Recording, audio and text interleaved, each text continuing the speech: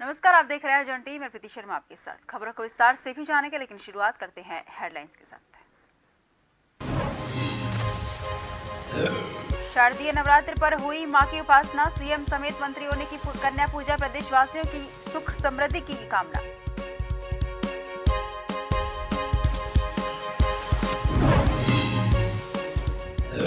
उत्तराखंड के बीजेपी कार्यकर्ताओं को जल्द बड़ा तोहफा, विभागों में खाली चल रहे पदों पर कार्यकर्ताओं की होगी नियुक्ति, बीजेपी प्रदेश अध्यक्ष बोले, सीएम धामी ने दिए संकेत।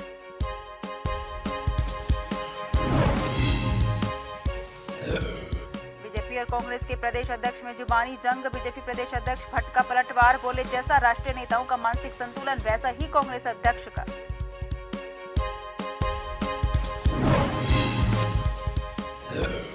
पौड़ी में पर्वतीय मार्ग पर ई ऑटो चलाने के अरमानों पर फिर सकता है पानी, नगरपालिका ने जिस ऑटो का किया ट्रायल वो परिवहन विभाग के मुख्यालय से मंजूर नहीं।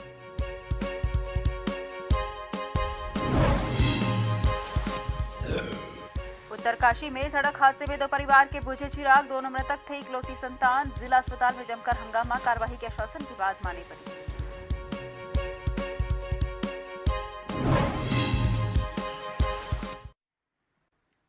रुक करते हैं खबरों की ओर। मुख्यमंत्री पुष्कर सिंह धामी ने सोमवार को शारदीय नवरात्र की नवमी के पावन अवसर पर जगत जननी आदिशक्ति भगवती की उपासना की और देवी को समर्पित नवरात्रि के पावन पर्व का उद्यापन कर हवन किया। इस अवसर पर उन्होंने विधि विधान से कन्या पूजन किया। मुख्यमंत्री के आधा शक्ति पर ब्रह्म स्वरूपा देवी मां से राज्य की उन्नति और समस्त प्रदेशवासियों के सुख समृद्धि की कामना की। मुख्यमंत्री पुष्कर सिंह धामी ने कहा कि मां सबके दुखों को हरने वाली है और उन्हीं की उपासना से सुख समृद्धि व्याप्त हो सकती है। सीएम ने इस दौरान मां भगवती से देश और प्रदेश की सुख समृद्धि की कामना की।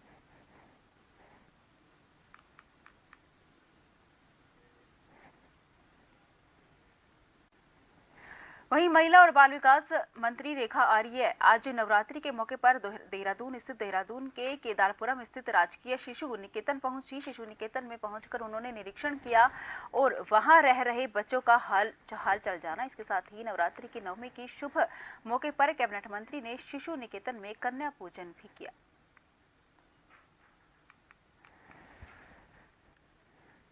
देखिए, 9 दुर्गों के लगातार उपासना के दिनों में रामनवमी बिल्कुल अंतिम दिन की होती है और आज ही के दिन जो है कन्या पूजन करते हुए माँ को अपना समर्पण, अपने व्रत जो है वो खोले जाते हैं। और मुझे बहुत सौभाग्य मिलता है हर साल कि मैं अपने इस शिशु सदन में आते हुए अपनी उन बालिकाओं के साथ में जो समाज से किसी न किसी रूप में जो है उत्पीड़ित होकर यहाँ पहुँचती है और जिनका या तो अथवा कोई होता नहीं है, तो उनके मध्य में पहुंचकर उन कन्याओं का पूजन करके उनके चरणों को धोते हुए, उनको तिलक करते हुए निश्चित रूप से मन में बेहद प्रसन्नता होती है और बिल्कुल ऐसे ही महसूस होता है जैसे हम माँ की स्तुति कर रहे होते हैं।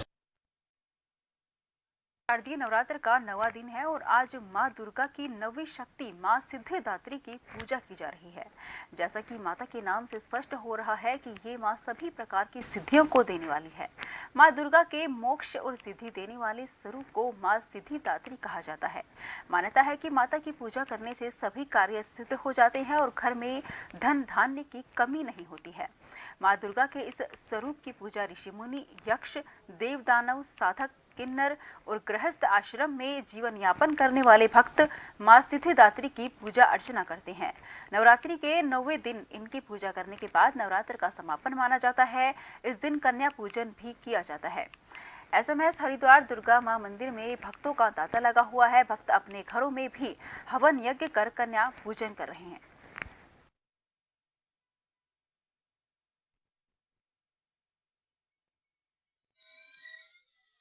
विधि विधान इसका ये है कि लौंग चढ़ाते हैं, सुपारी चढ़ाते हैं, इलायची चढ़ाते हैं उन्हें और हवन सामग्री चढ़ाते हैं उन्हें और प्रसाद चढ़ाते हैं और माँ की चुन्नी भी चढ़ाते हैं अरे उनकी तस्वीर रख के उसकी पूजा करते हैं 9 दिन तक।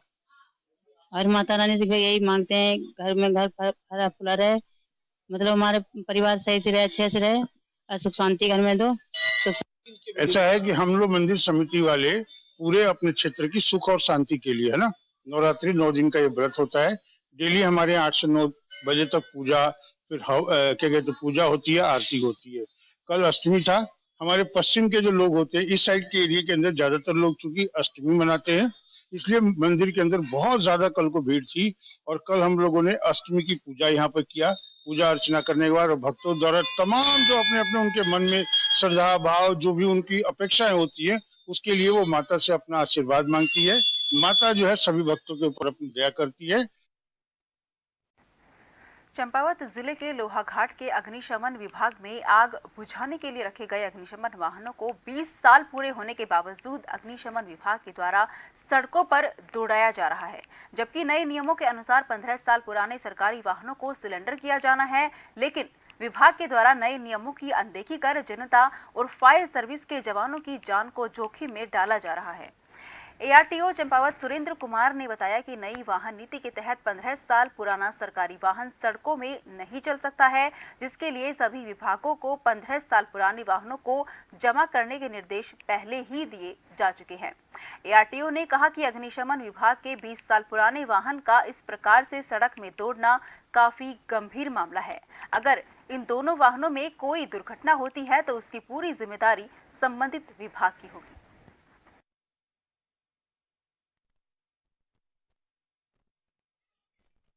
जी, हमारे फायर स्टेशन लोहाघाट में 2 टेंडर हैं, एक वाटर टेंडर, एक फोम टेंडर, बड़ा वाहन है। तो इनकी अवधि पूरी हो चुकी सर। लगभग 20 वर्ष इनकी कार्यकाल अवधि होगी है। तो आरए टेक्निकल महोदय के द्वारा बताया गया कि इनका रजिस्ट्रेशन जो है नहीं हो पाएगा, इनके जो है स्क्रैप की कार्रवाई की जाए, इनको न चलाया जाए जो है। तो इसी क्रम में सर हेडक्वार्टर मेरे द्वारा वार्ता की गई, तो मुख्यालय से ये बताया गया कि 66 टेंडर इसी मॉडल के अन्य जनपदों में भी हैं, तो उनको क्रय करने की कार्रवाई प्रगति पे है। जैसे क्रय हो जाएंगे तो आपको टेंडर दे दिए जाएंगे।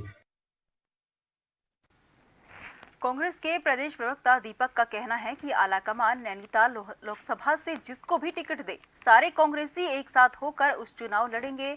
लेकिन मेरा मानना है कि जिस प्रकार से नारायण दत्त तिवारी ने उत्तराखंड की सेवा की है, तो उनके ही परिवार से किसी को टिकट मिलना चाहिए, क्योंकि नारायण दत्त तिवारी का हमारे परिवार से रिश्ता था। तो अगर आलाकमान नैनीताल से लोकसभा का टिकट देती है तो मैं पूरे मन से उत्तराखंड की सेवा करूंगा और विकास की राह पर चलकर दिखाऊंगा।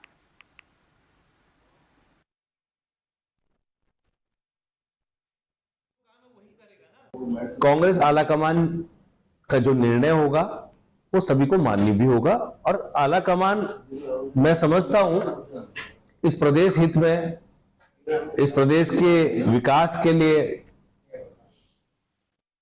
मॉडल के लिए काम करने के लिए मैं समझता हूं कि निश्चित तौर पे जो भी निर्णय लेगा वो प्रदेश हित में ही होगा। निश्चित तौर पे मैंने तो आपके माध्यम से और अपनी बात जो है शीर्ष नेताओं तक रखी है कि तिवारी जी के परिवार के होने के नाते, क्योंकि तिवारी जी के सानिध्य में रह के बहुत हमने कार्य करने का तरीका उनसे सीखा, और उत्तराखंड को आज एक विकास के मॉडल की आवश्यकता है, तिवारी जी के विजन को आगे ले जाने की आवश्यकता है। आगामी त्योहारी सीजन में ट्रैफिक व्यवस्था को दुरुस्त बनाने में ट्रैफिक पुलिस जुट गई है। लिहाजा एक टीम भी बना दी गई है जो कुछ पॉइंट्स को चिन्हित करेगी। शहर में कुछ जगह ऐसी हैं जहां पर जाम लगता है। इसके साथ ही मॉल, होटल, कॉम्प्लेक्स परिसर हैं, उन्हें अपनी पार्किंग खोलने को कह दिया जाएगा।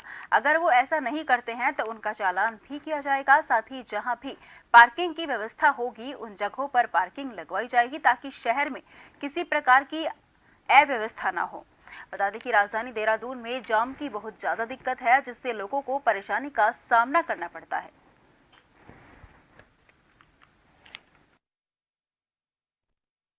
ये आगामी त्योहारी सीजन है, उसके मद्देनजर ट्रैफिक पुलिस ने अपनी एक टीम बनाई है, जिसके माध्यम से जितने भी जो हमारे मेन पॉइंट्स हैं उसमें जितने कॉम्प्लेक्सेस वगैरह हैं उनके मालिकों से बात की जाएगी। उसमें अगर वो पार्किंग इस समय यूज़ नहीं हो रही, उनके चालान किए जाएंगे और उन्हें मोटिवेट किया जाएगा कि आगे जो त्योहारी सीजन है उसके लिए वो अपनी पार्किंग लोगों के लिए ओपन रखें।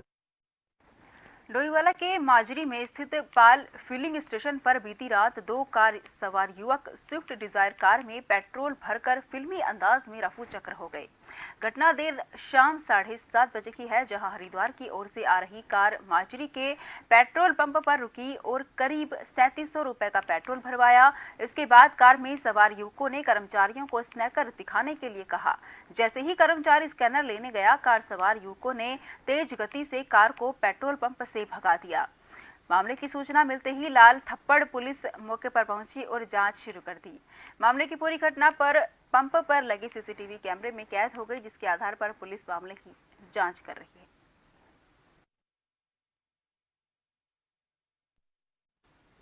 24 अक्टूबर को दशहरे पर्व मनाया जाएगा, जिसको लेकर कारीगर पुतले तैयार कर रहे हैं। तो वहीं रुड़की नेहरू स्टेडियम में पुतला दहन का कार्यक्रम आयोजित किया जा रहा है। वहीं पिछले 15 दिनों से पुरकाजी का एक मुस्लिम परिवार रावण, कुंभकर्ण, मेघनाथ के पुतले के साथ इस बार डेंगू का भी पुतला तैयार कर रहे हैं। बता दें कि इस बार 65 रावण, 45 कुंभकर्ण, 40 मेघनाथ के साथ डेंगू का भी पुतला बनाया जा रहा है। ये परिवार पिछले 35 सालों से पुतले बनाने का काम कर रहा है। इससे साफ जाहिर होता है कि ये कारीगर अपनी रोजी रोटी के साथ हिंदू मुस्लिम एकता का भी संदेश दे रहा है। 25 दिन के करीब लग गए इसमें, और 40 फुट, 45 फुट, 65 फुट 3 पुतला बनाए। जी जी। इस बार डेंगू का भी पुतला कह रहे थे वो? जी, डेंगू का बनेगा, 10 फुट के करीब डेंगू का बन जाएगा। तो क्या डेंगू से भागता है? भैया तो आप बताओ, आप कहाँ से आते हैं आप लोग? पुरकाजी से। तो कितने साल हो गए आपको? यहाँ तो 2 साल हो गए। और कहीं भी बनाया था? उससे पहले लुधियाना में बनाया। खबरों का सिलसिला जारी रहेगा। फिलहाल लेते छोटा सा ब्रेक।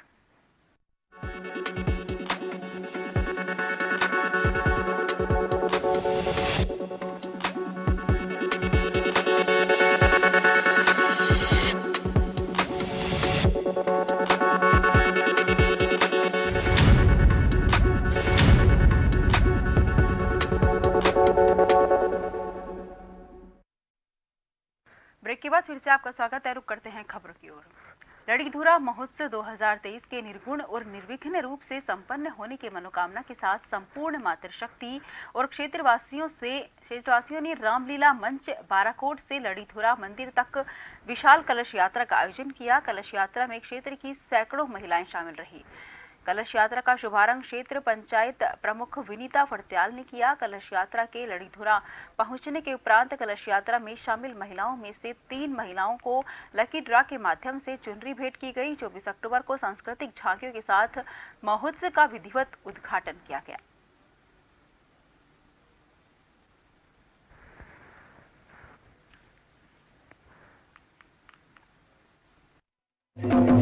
भव्य कलश यात्रा के साथ आज लड़ीधुरा महोत्सव 2023 का शुभारंभ हो गया है। आज प्रथम दिवस में मातृशक्ति द्वारा श्री रामलीला मंच से लड़ीधुरा मंदिर तक भव्य कलश यात्रा का आयोजन किया गया। कलश यात्रा में आगामी लड़ीधुरा महोत्सव 2023 के निर्विघ्न और निर्विवादित रूप से सफलतापूर्वक संपन्न होने की यहाँ पर कामना की गई। मेरा समस्त क्षेत्रवासियों से अनुरोध है कि आप ज़्यादा से ज़्यादा संख्या में इस महोत्सव में प्रतिभाग करें और सहयोग कर इस क्षेत्र के महोत्सव को सफल बनाएं। भारतीय जनता पार्टी के कार्यकर्ताओं को जल्द बड़ा तोहफा मिल सकता है, जिसको लेकर बीजेपी प्रदेश अध्यक्ष महेंद्र भट्ट ने बयान दिया है। कहा है कि मुख्यमंत्री धामी ने नवरात्र में सरकार के कई विभागों में खाली चल रहे पदों पर कार्यकर्ताओं की नियुक्ति करने के संकेत दिए हैं। एक सूची किसी भी समय जारी हो सकती है, जबकि 4 सूचियां बनाई जा चुकी हैं, जो कि दीपावली तक जारी करने का सरकार और संगठन का प्लान है। उसके बाद अन्य सूचियों के लिए सरकार और संगठन के बीच बैठक में नाम तय किए जाएंगे। मुख्यमंत्री ने संकेत दिए है कि नवरात्रों में हम इस सूची किसी भी दिन जारी कर सकते हैं। तीसरी सूची भी बहुत जल्दी निकलेगी, चौथी सूची उसके तत्काल बाद निकलेगी। तो पहली 4 सूचियां हम प्रथम चरण में निकालेंगे और उसके बाद फिर अगले चरण के दोबारा फिर हमको बैठना पड़ेगा, चर्चा करेंगे। बीजेपी प्रदेश अध्यक्ष के किसानों के संबंध में दिए गए बयान पर कांग्रेस अध्यक्ष ने टिप्पणी करते हुए कहा था कि बीजेपी मानसिक संतुलन खो चुकी है, जिस पर बीजेपी प्रदेश अध्यक्ष महेंद्र भट्ट ने पलटवार करते हुए कहा कि करण माहरा जिस पार्टी के प्रदेश अध्यक्ष है उसके राष्ट्रीय नेता आलू से सोना बनाने का काम करते हैं। इससे इनके मानसिक संतुलन का अंदाजा लगाया जा सकता है। जिस पार्टी के राष्ट्रीय नेताओं का मानसिक संतुलन जैसा होता है उसके प्रदेश अध्यक्ष का भी मानसिक संतुलन वैसा ही होगा। इसलिए हम कांग्रेस प्रदेश अध्यक्ष के बयान पर कोई टिप्पणी नहीं करते हैं। राजस्थान है, जहां जहां उनकी सरकारें हैं, उन जगह कांग्रेस हारने जा रही है। तो संतुलन बिगड़ना, संतुलन ठीक होना, ये कांग्रेस का आंतरिक विषय रहता है। मेरे बारे में उन्होंने जो टिप्पणी की है वो टिप्पणी में कोई प्रतिक्रिया नहीं दूंगा, लेकिन इतना जरूर कहूंगा कि भगवान करे कांग्रेस का मानसिक संतुलन जैसा आजकल ठीक हो रहा है, सब जगह हारने का बयान उन्होंने दे दिया है, ये बयान उनका बना रहे। प्रदेश के कैबिनेट मंत्री गणेश जोशी और भारतीय जनता पार्टी युवा मोर्चा की राष्ट्रीय उपाध्यक्ष नेहा जोशी ने सिद्धपीठ मां सुरकंडा देवी में जाकर 101 कन्या के साथ अष्टमी का पूजा अर्चना की और देश और प्रदेश की सुख शांति के लिए कामना की। इस अवसर पर विशाल भंडारे का आयोजन किया गया, जहां पर सैकड़ों की संख्या में बीजेपी कार्यकर्ताओं के साथ स्थानीय लोगों ने भी प्रसाद ग्रहण किया।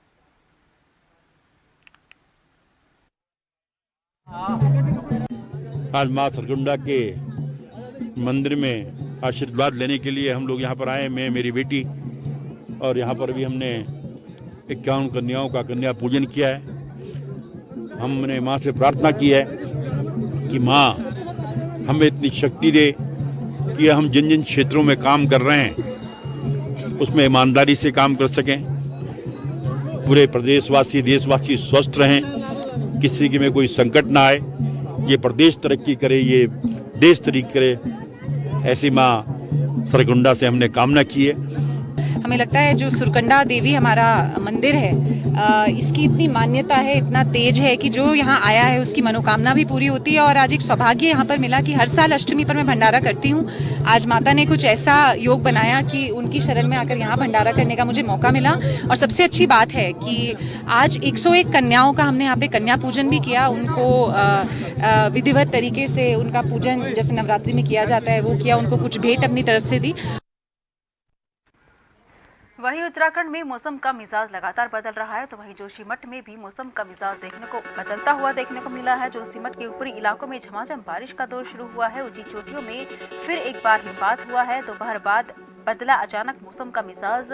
बारिश और हिमपात के कारण ठंड में भी इजाफा हुआ है। बद्रीनाथ की ऊंची चोटियां, हेमकुंड साहिब, जोशीमठ के ऊपरी इलाकों की चोटियां बर्फबारी की चपेट में आ रही हैं। मौसम विज्ञान केंद्र का पूर्व अनुमान सटीक साबित हुआ है। बता दें कि जोशीमठ के ऊपरी इलाकों में झमाझम बारिश का दौर शुरू हुआ है। ऊपरी चोटियों में बर्फबारी शुरू हो चुकी है। मौसम विभाग का जो पूर्व अनुमान था वो सटीक साबित हुआ है। बता दें कि पहाड़ों में मौसम का मिजाज बदला हुआ दिखाई दिया है।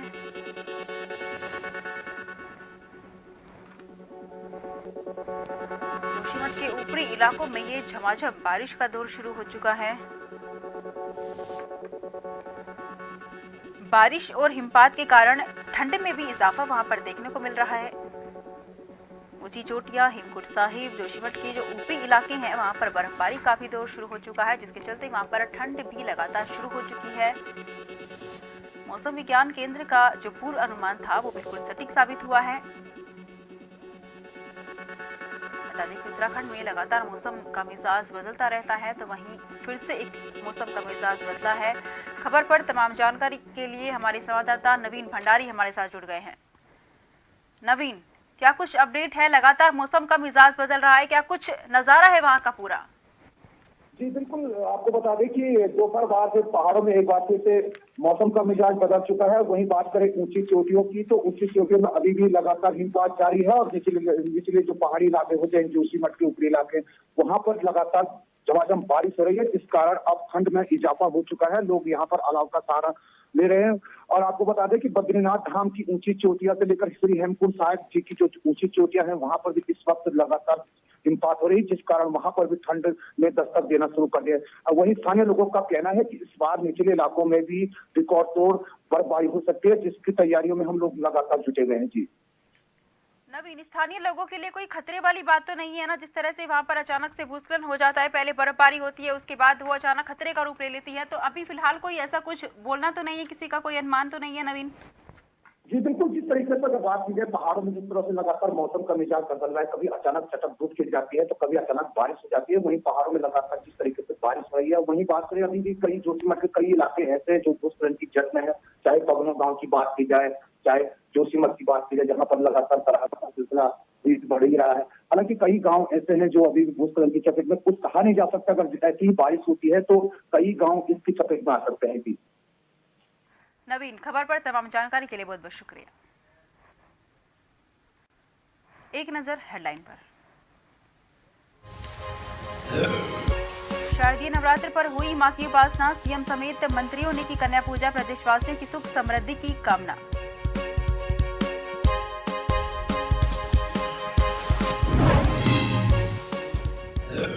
उत्तराखंड के बीजेपी कार्यकर्ताओं को जल्द बड़ा तोहफा, विभागों में खाली चल रहे पदों पर कार्यकर्ताओं की होगी नियुक्ति, बीजेपी प्रदेश अध्यक्ष बोले, सीएम धामी ने दिए संकेत।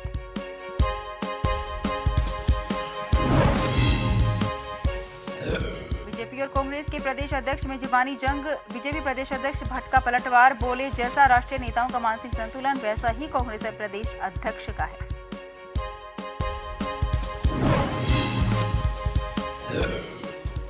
पौड़ी में पर्वतीय मार्ग पर ई ऑटो चलाने के अरमानों पर फिर सकता है पानी, नगरपालिका ने जिस ई ऑटो का किया ट्रायल वो परिवहन विभाग के मुख्यालय से मंजूर नहीं।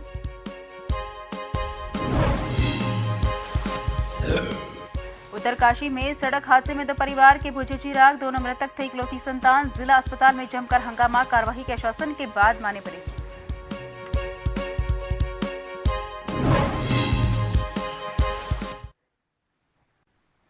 फिलहाल के लिए मुझे दीजिए इजाजत। देश भर की तमाम खबरों के लिए आप लगातार देखते रहिए जन टीवी, क्योंकि हम हैं जन जन की आवाज।